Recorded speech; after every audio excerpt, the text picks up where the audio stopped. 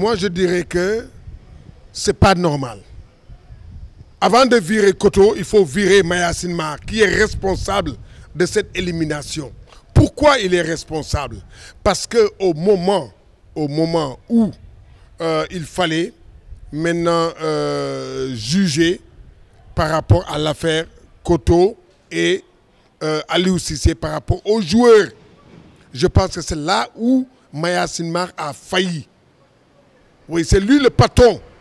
C'est lui le patron du football technique du Sénégal. C'était à lui de dire, mais écoutez, à priorité, il faut donner priorité, il faut prioriser l'équipe de U23 en les donnant, en renforçant cette équipe. Parce que dans l'équipe, on parle de Crépin seulement. Mais Moussa Wagué, il pouvait jouer. Ismaïla Sarr, ces joueurs-là, si on les avait amenés là-bas, hein, pour renforcer, je suis sûr qu'on ne sera pas éliminé par la Guinée. Et lui n'a pas eu le courage vraiment d'affronter Aliou Cissé pour lui dire, Aliou, sincèrement, vous n'avez pas... Koto a raison sur vous. On doit donner à Koto vraiment les joueurs qu'il a besoin. C'est là-bas. Donc, si on veut virer Koto, on n'a qu'à virer Mayacine Mar. Autre chose, il y a aussi un problème. Il y a un problème que les gens ne parlent pas. Qui a choisi le stade? Qui a choisi le stade Lat Dior? Mais si c'est la Fédération sénégalaise de football, la fédération a failli. Si c'est le directeur technique a failli. Et si c'est Joseph Koto qui l'a choisi, il a failli.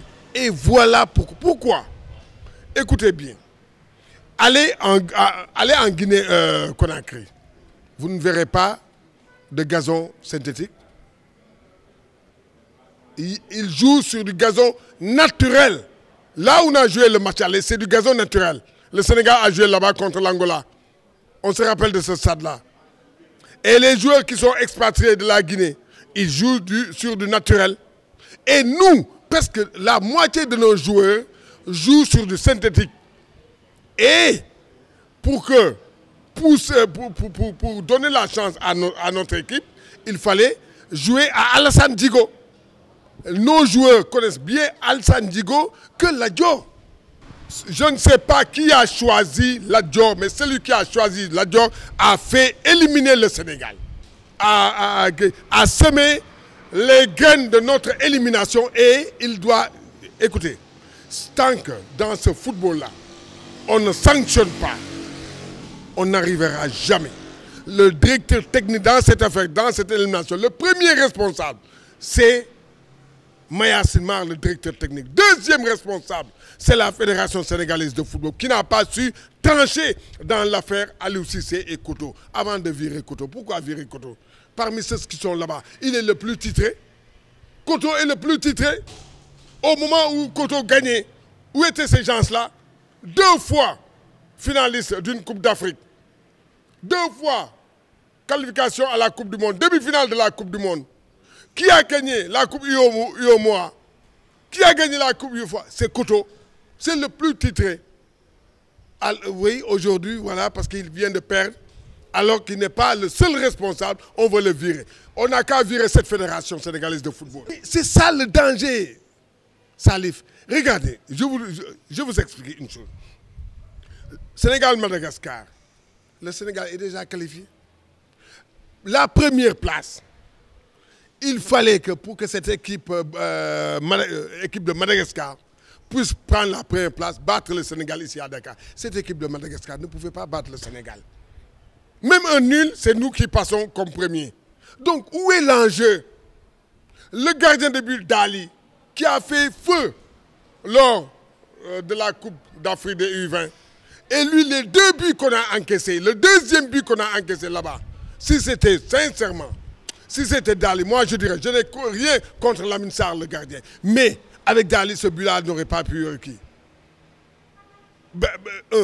Si on avait donné, si Crépin était au milieu de cette équipe, Ismaïla Sarr, Wagué, sincèrement, cette équipe de la Guinée ne va pas nous battre par 2-1. Et donc c'est là. Et maintenant, Aliou Cissé, on ne dit rien. Il fait tout ce qu'il veut. Aliou Cissé fait dans le football là, en équipe nationale, il fait tout ce qu'il veut. Il fait tout ce qu'il veut. On ne dit rien. Il a voté. Pourquoi le président de la fédération? Parce que Aliou Cissé, voilà. C'est un intouchable. Parce qu'il y a le président de la République, Macky Sall. Oui, qui lui donne des voitures, qui a imposé pour qu'on qu'on augmente son salaire. C'est ça aujourd'hui le problème du football sénégalais. Et personne n'en parle. Aliou Cissé est un intouchable dans le football sénégalais. On ne va jamais le dire. Je vais vous dire, je ne le souhaite pas. Je veux que le Sénégal gagne la Coupe d'Afrique. Mais si le Sénégal joue et est éliminé en demi-finale, on ne va pas le virer. Moi, c'est moi qui le dis. Parce qu'on a peur de le virer. Les vidéos ont peur de Aliou Cissé. Moi, je dis.